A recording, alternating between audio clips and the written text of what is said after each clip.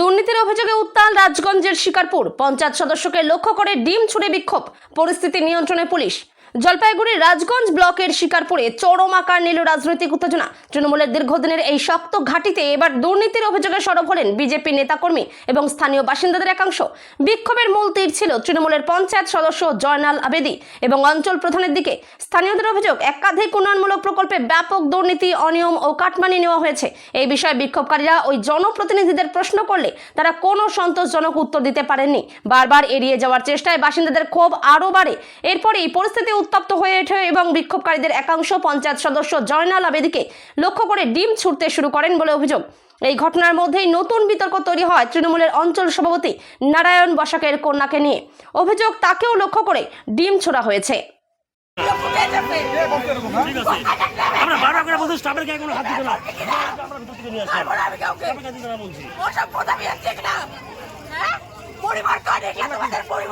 কি হচ্ছে বোন? আমার কি দোষ করছে? কি দোষ করছে আমার বোন? আমার বোন কি পার্টি করে? বললেই তো চলে যাবে, চলেই যাবো।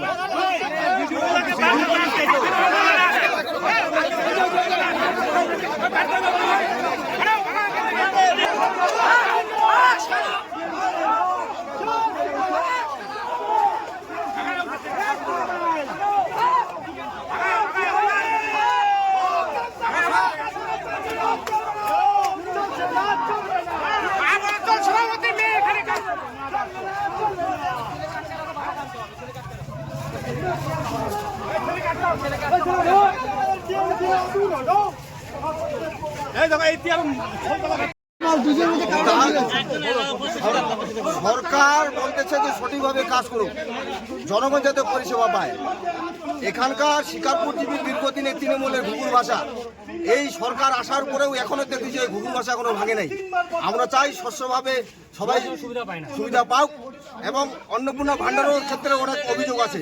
এখন দেখতেছি সব তৃণমূলের পঞ্চায়েতগুলো আইসে এখানে এখনো সরকারের ভূমিকা পালন করতেছে। আমরা চাই না যে ওরা এখন বিরোধী হিসেবে থাকবে। আমরা সরকারে আসি, সরকারভাবে যেইভাবে আমাদের প্রোটোকল দিবে সরকার সেভাবে আমরা কাজ করব। আমরা চাই শিকারপুর অঞ্চলে উন্নয়ন হোক এবং প্রত্যেক জনগণ যাতে পরিষেবা পায়। আর এই তৃণমূলের কতগুলো নেতা আছে, চোর চারটা নেতা এই শিকারপুর অঞ্চলটাকে শেষ করেছে, দীর্ঘদিন থেকে খেয়ে দিয়ে একদম শেষ করেছে। আমরা চাই না, নিরপেক্ষভাবে আমাদের সরকার, যেহেতু গণতন্ত্রভাবে আমাদের ভারতীয় জনতা পার্টি সরকার আমাদের হয়েছে, আমরা সঠিকভাবে কাজ করব এবং জনগণের স্বার্থে কাজ করব। এটাই হলো আমাদের কথা। সরকার আমরা গঠন করব। আগামী দিনে স্বচ্ছভাবে যদি প্রধান চলে তাহলে ওনার থাকার ইচ্ছা থাকুক, আর নাহলে সহিংসা ইস্তফা হোক, আমাদের কোনো আপত্তি নেই। জনগণের এটা রায়। ঘেরো করলাম কারণ এই যে তৃণমূলের প্রধান আর তৃণমূলের যে কাজের সেগুলো আছে, আগের স্টাফগুলা, ওরা যেভাবে কাজ করছে, আজকে আমাদের বেশি বিজেপির মানে মা বোনগুলাই এসে পাচ্ছে না, অন্নপূর্ণা সব কিছুতে এরা দুর্নীতি। এই জন্য আজকে আমরা অঞ্চলে আসলাম, বাকিদের সাথে কথা বললাম, যারা কেজিও তাদেরকে এখান থেকে বের করে দিলাম। হ্যাঁ হয়েছে। তারপরে কিসের জন্য আসলেন? আমরা চাই অঞ্চলটাকে যেন ভালোভাবে কাজ হয়, আর যেগুলো ক্যাজুয়াল স্টাফ ছিল সেগুলোকে আমরা বের করে দিলাম এখান থেকে। লোকগুলো পায়, বিজেপি লোকগুলো পায় না। কেউ পায়, কেউ আবার পায় না। ওরকম কেন হবে? যদি পায় সবাই পাও। আমি ডক্টর মন্ডল, মহিলা মোর্চা জিএস।